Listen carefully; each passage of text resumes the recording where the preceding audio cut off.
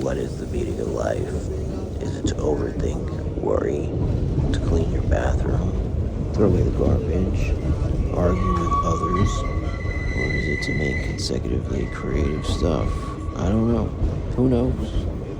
Only you know. I also don't know. You don't know. No one knows. The key to life maybe is not knowing.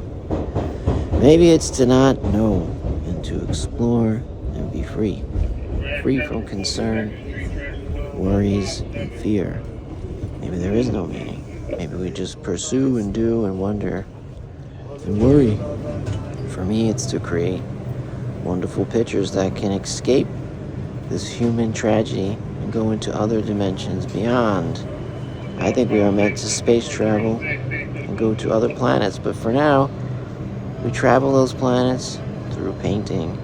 Interstellar dimensional travel, connecting to the stars or beyond. There's more to this human suffering. There's so much more. There's so much more we can do. Escape and go beyond. I love you. I hope you're having a good day. Keep on believing. Try to meditate on the stars and the planets and worlds beyond this. Keep on going. Michael Allen, Alien.